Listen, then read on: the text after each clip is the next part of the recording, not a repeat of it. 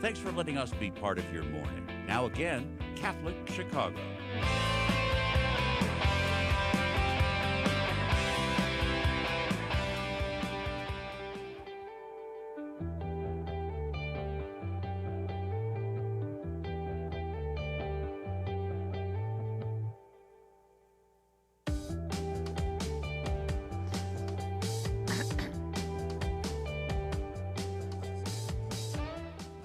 And welcome to the Voice of Charity. I'm Marie Jochum. And I'm Brigid Murphy. Brigid, do you know what this morning? This morning I go every morning for a walk with a friend, very early. Very early. Where we leave the house about 5:10 in the morning. And when we were coming back, we saw the sun. Do you know what that means? Spring is coming. A new day. No, it means spring's coming. It's happening. We're headed towards new beginnings. We're headed towards good things ahead, and it fits really well with what we're talking about today on the show. We're very excited this morning to welcome a new member of the Catholic Charities team who's in a really important position in her role as Chief Program Officer. So, Ami Novoryta, welcome. We're so glad you're here. Thank you, Marie. Hi, Brigid. Hi. And, Marie, I'm so impressed that you wake up every morning at 5 a.m. to go for a walk. Well done. Please don't be impressed. It's just my inner grandma. No, Amy, don't encourage her. She's not better than us. No, not at all. Not at all. Just a lot of energy in the I'm so tired of you morning people shoving it in our faces. You're not better than us. I never said that. I just was talking about the sunrise. But welcome, Amy. Welcome to the Voice of Charity. We're so glad you're here. Thank you. I'm really glad to be here. And you have a big job with Catholic Charities, which we'll get to, Amy, but you also have amazing experience and, of course, your own personal story. So let's start with that. Tell us a little bit about your professional background and your family. Sure. Well, thank you so much for having me here. This is it's really exciting to be with both of you today. So I started out my career, of course, in Chicago at a community-based organization. Actually, that was founded by the Presbytery of Chicago at Erie Neighborhood House, and got to kind of get started and grounded with a social justice mission. And I was at Erie House at a time of growth and change. We expanded our community footprint. We actually opened up a school to better serve the children in our care. And we were really at a period of kind of growth and change. And I think that helped to just shape my perspective in terms of what's possible when we're doing social services and social justice work. I started at Erie. I still think of myself as part of the Erie House family, and got really interested not only in human services but also systems change and education. And so did, a little bit of policy work and studied both public policy and education. I left Chicago for a while. I was out of Chicago. My family, my husband and I moved out to Boston, to the East Coast for almost a decade. And that was a really special time for us because professionally it was great. I did a lot of learning. I spent some time in graduate school. I also spent some time in the classroom teaching 5th grade in Boston Public Schools. Oh, I didn't know that. Yeah. So I get really interested in kind of how to affect change and affect broader systems. But I also really need to be connected to the work. Mm-hmm. And so when I left graduate school, I felt a little disconnected and was not ready to kind of jump into a 30,000-foot role. And so instead, I did some more training and spent a couple years teaching 5th grade with some really fabulous colleagues over at the Dever Elementary School and Young Achievers out in that community. You're hired. I I love that, Amy. I think, just this idea that you are grounded and rooted in practice. We spend a lot of time on this show talking about the work on the ground. Brigid and I are so lucky that we get to chat with our amazing social workers and clinicians on the ground. And you did that work on the ground, which I think is just a really incredible base layer, if you will, for how to enter into this space and your new role.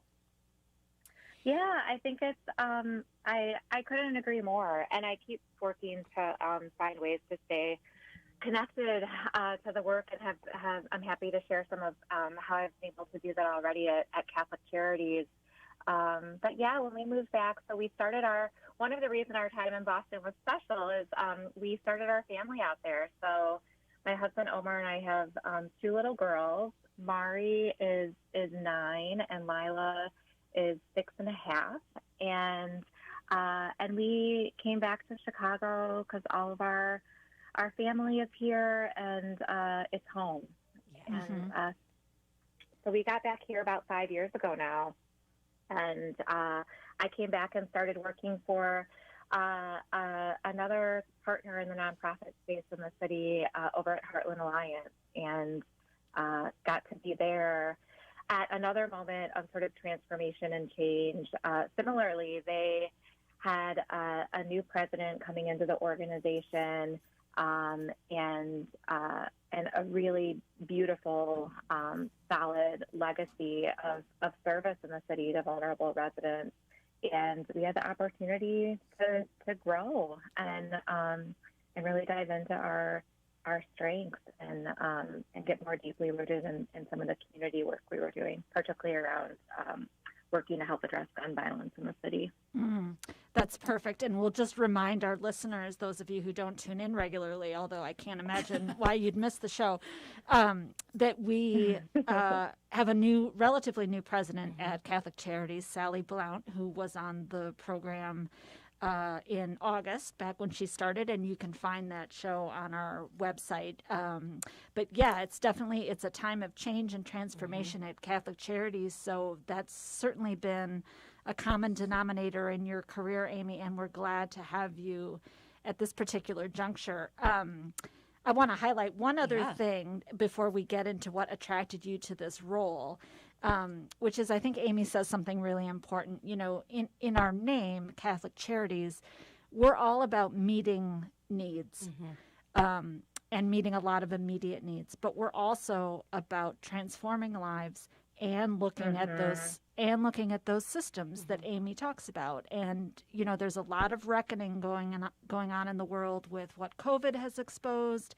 and with what the Black Lives Movement has exposed. Things that a lot of people know have been around for a long time, but there's a lot going on that needs to be addressed, and it is systems work, and it requires all of us to take a honest look at ourselves and our organizations. And so we're just thrilled to have you as part of what Catholic Charities needs to do in the next several years. Absolutely. And when we come back from our first break here, we're going to continue our conversation with our new Chief Program Officer, Ami Novoryta.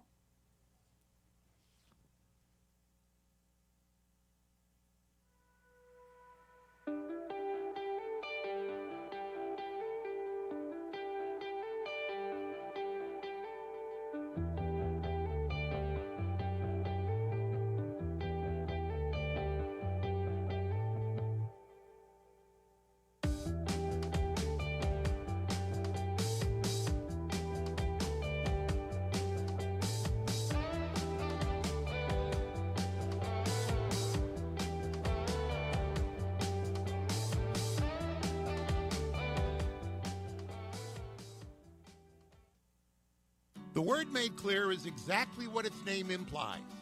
It's an easy-to-understand explanation of the Word of God, the Gospel. Hello, I'm Father James McElhone, Director of Biblical Formation for the Archdiocese of Chicago. I'd like to invite you to take our free online Bible study program by going to thewordmadeclear.org. Our website offers an audio-based guide to the Gospels of Mark, Matthew, Luke, and John. Listen to my lectures and follow along with the handouts provided. There are even discussion guides. You can also explore the biblical roots of the Mass. And there are links to a wide variety of biblical sources that will benefit both teachers and students of the sacred scriptures. Just go to wordmadeclear.org to experience our free online Bible study program. Again, it's free at wordmadeclear.org. It's the Word of God. Enjoy. Catholic Charities staff members work every day to end poverty and homelessness. We do this on a one-to-one basis with anyone who asks for help. We also work with organizations who study these issues across our city, state, and nation. The Wilson Sheehan Lab for Economic Opportunities, or LEO, at the University of Notre Dame is one of these research centers. Through our partnership with LEO, Catholic Charities has gained valuable insights into scientific evaluation methods that determine the most effective interventions to help people avoid poverty and homelessness. Along with our experience and compassion, trusted research is helping Catholic Charities offer hope and so much more to anyone in need. For more information, visit CatholicCharities.net. We invite you to watch Catholic Chicago this weekend, featuring a conversation with Cardinal Blaise Cupich and video highlights from across the Archdiocese. Here's host Todd Williamson. The effort to get vaccinated, why the Church is helping to spread the word. We'll go inside the classroom as a national study shows how Chicago's Catholic schools are keeping students on track during the pandemic. And too many people are going hungry. We'll visit a food pantry where Catholics are working to meet that need. Watch Catholic Chicago Friday at 7 p.m. on Chicago Loop Cable, Channel 25, and Sunday afternoon at 3 on the Comcast Network, Channel 100.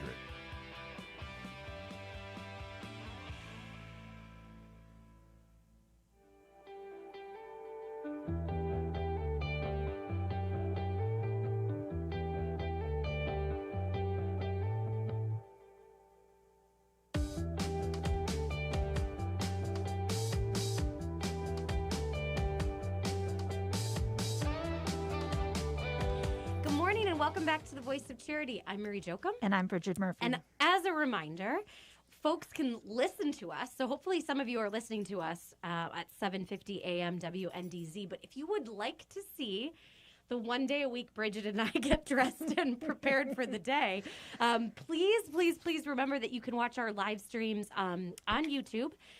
It's Catholic Chicago is the channel. I just got a thumbs up from our producers because I usually do that backwards. And then also on Facebook, we're live streaming at Archdiocese of Chicago on Facebook. So please join us, watch along, comment along. We're happy to have you. And we're really happy to have Ami Novoryta with us here this morning. And before the break, Ami was talking about her sort of vast experience and her education and her rootedness in the community, which is so important and for sure why we can see why we wanted Ami to come to us. But Ami, can you share a little bit with us about what attracted you to Catholic Charities? Because you have worked with some of our great partners in Chicago, and we know you could go anywhere, really. What brought you to us? Yeah, so, so many things. I think, I'm thinking about it. I went into the break reflecting on what Brigid was sharing around kind of systems and kind of this moment that we're at right now in our country where we're really reckoning with not only kind of the disproportionate impact of COVID on our Black and Brown communities, but also just the broader kind of structural racism that exists. And for me, one of my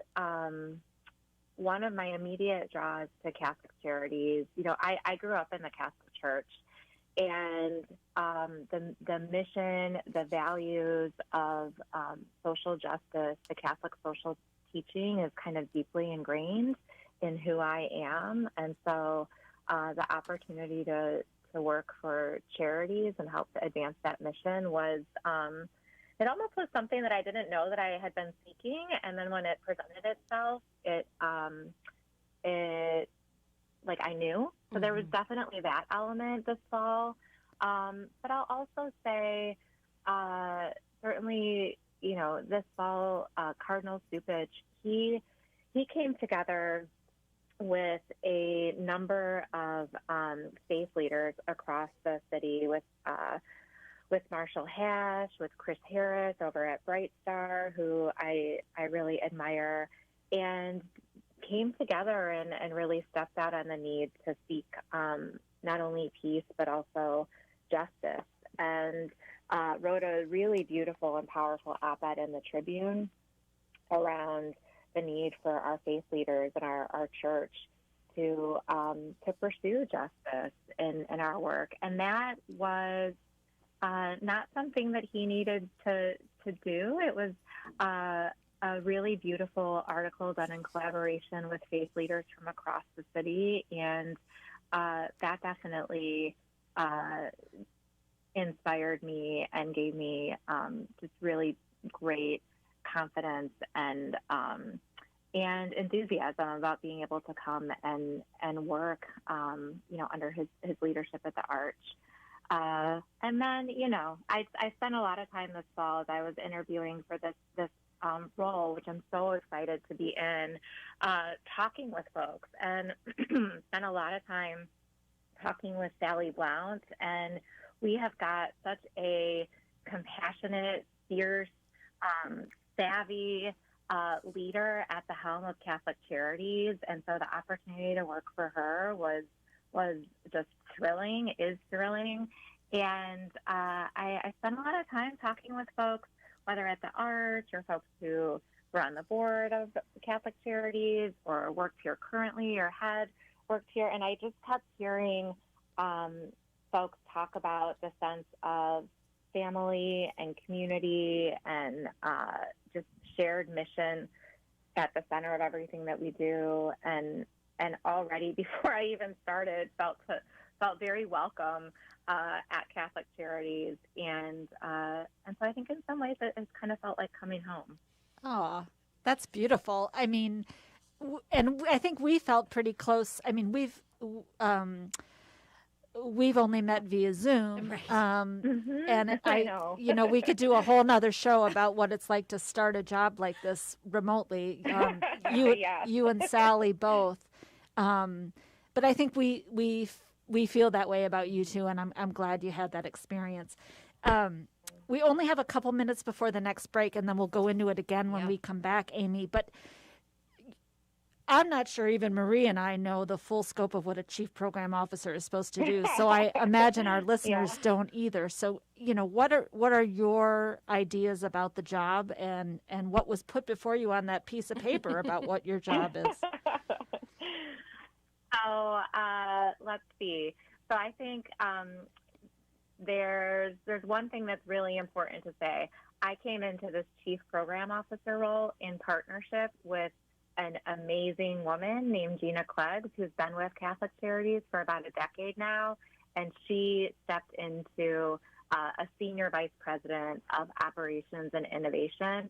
So one thing that's crystal clear to me in this chief program officer role is I'm doing this work very much in partnership with Gina and with the vice presidents who are leading our service areas. So I think that's really important to say, because we've got a extraordinary team. And I think about this role at a high level as I am responsible for and have the privilege of championing, supporting, and providing oversight for all of our programs across Catholic Charities, from our housing to our senior services to all of the work that we do across food. And so that's the high level, and I think the immediate charge in the next 6 months to a year is we have grown like we did at Heartland. We've grown really organically over the last 30 years or so.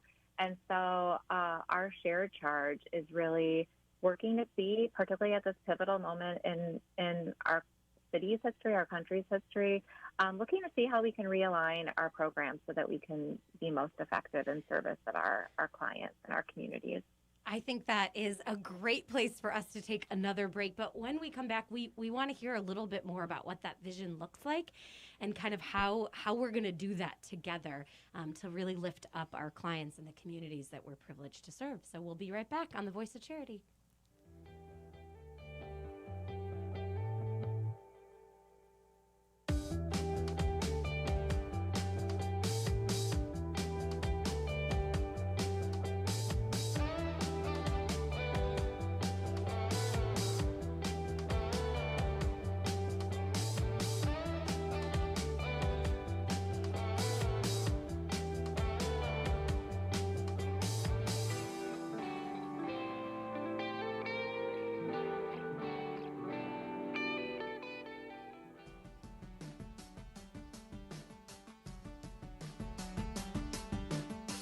Hello, I'm Cardinal Blaise Supich. I got my COVID-19 vaccination, and you should too. It took just a few seconds and was painless. The Food and Drug Administration determined the new vaccines are safe and effective, and the Holy See, as well as the United States Conference of Catholic Bishops, has concluded getting the COVID-19 vaccine is an act of love of our neighbor and part of our moral responsibility for the common good. We have lived with the pandemic for many months, and I know we're all getting tired of it. Vaccination is one of the most important ways you can protect your health and the lives of those you love and help bring the pandemic under control. When it is your turn, I urge you to be vaccinated. And remember, to do your part by wearing a mask, washing your hands, and watching your distance. Thank you, and God bless you all.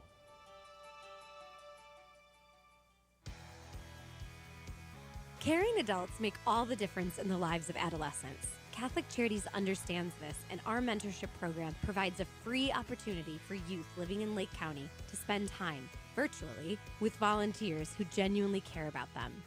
This program is ideal for youths age 9 to 12 who may need support navigating the challenges of childhood and early adolescence. Our amazing volunteers serve as friends and role models who help youth recognize their strengths and empower them to reach their full potential. Catholic Charities conducts a thorough background check on every volunteer, and our program coordinator closely monitors and supports each relationship.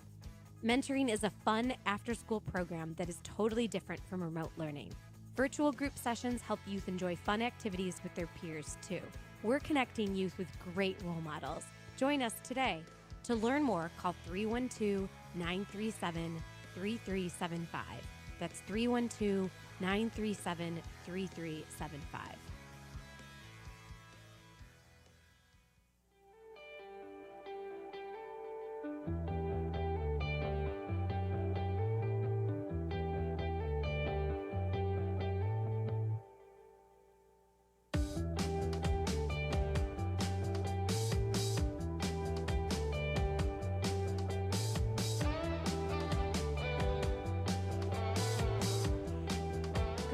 Welcome back to The Voice of Charity. This is Marie Jochum. And Brigid Murphy. And we are here this morning. So excited to talk about our new Chief Program Officer, Ami Novoryta. Amy, before the break, you were talking a little bit about, at a high level, what this Chief Program Officer position is. I should remind people, Marie reminded me at the break, that you started on the 1st of February. So this is my 4th week. Yeah. So several of these questions are might be a tad unfair, a tad premature. We're eager. So, obviously the pandemic has meant some changes in terms of, we know there are increased food needs, there are increased rental assistance needs. Those aren't going to go away, even when everyone is vaccinated and whatever this back to normal means. It's not going to be normal for the people most harmed by the pandemic for a while. So can you give us a little further sense of either what you've seen in your first couple of weeks about Catholic Charities programs, or what you envision we'll need to examine more closely in the next 12 months, say? Yeah. So, I I am in my fourth week, and I think there's a couple of things I want to share. So first, I've entered into this role.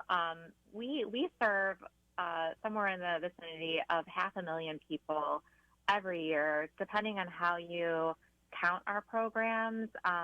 We've got at least 100 distinct programs and services. If you really get into nuances, you could significantly increase that number. Right. And we have almost 2,000 staff across Greater Chicago who are doing this work. So my first charge in this role is really to listen.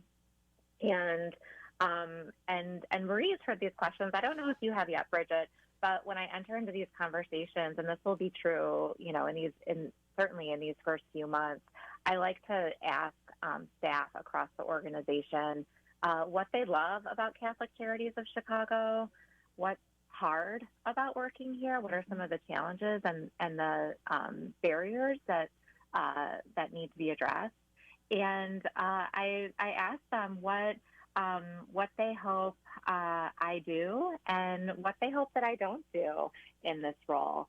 And Gina and I have actually gotten in the habit of asking those questions together when we're interacting with staff.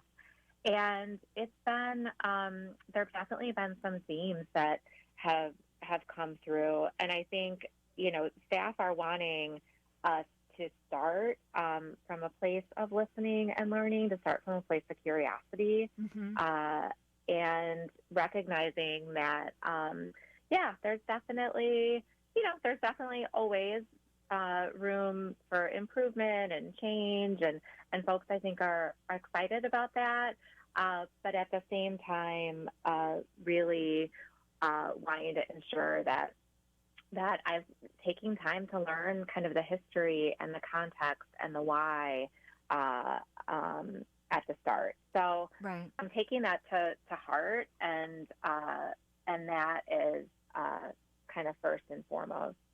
Amy, it's interesting.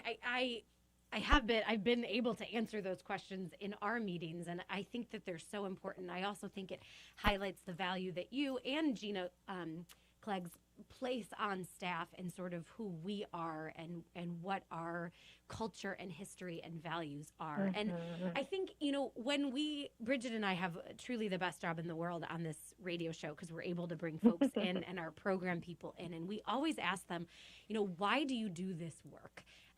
We know as an agency that there are many different, there's Catholics, there's non-Catholics, there's people of faith, people who don't subscribe to any faith, but all kind of have joined into our culture of community and our values of Catholic social teaching that sort of root us and underpin us in the dignity of each human and each community. So our last question to you today, and the last minute that we have, is why do you, Amy, do this work? What brings you to this table? And we're so glad you're at it. I'm so glad to be at this table. Goodness, I think that for me, the person it always comes back to is my mom, and I'll share briefly her part of her story. So my mom was born at 24 weeks. She was actually born at Mercy Hospital in Chicago. She weighed a little bit less than a pound. Oh my God! And her, my grandmother, at that time, my mom spent her first 4 months in an incubator, and it was highly uncertain that she was going to survive. And my grandmother, every day for those first 4 months, she went back and forth to a milk bank in downtown Chicago and got a few ounces of milk and brought it back to the hospital. And I think there's something, I have heard that story. I'm sure my mom told me that story the day I was born. I have heard that story so many times. It really is kind of ingrained in who I am and in my psyche. And I think what I take away from it at this point in my life. And as a mom now, I know that none of us are in this alone. Mm-hmm. We depend on the support and comfort and kindness of strangers every day, especially when we are at our most vulnerable, which my mom certainly was at that moment in time. And things that might not seem possible truly are possible. We are survivors. We have the capacity to thrive under really challenging circumstances. So I'm drawn to help people do that. Amy, that is beautiful, and we need you to come back. We're so grateful that you were inspired by that, and we're grateful to you that you've chosen Catholic Charities. So tune in next week on The Voice of Charity, where we talk to another group of inspiring women.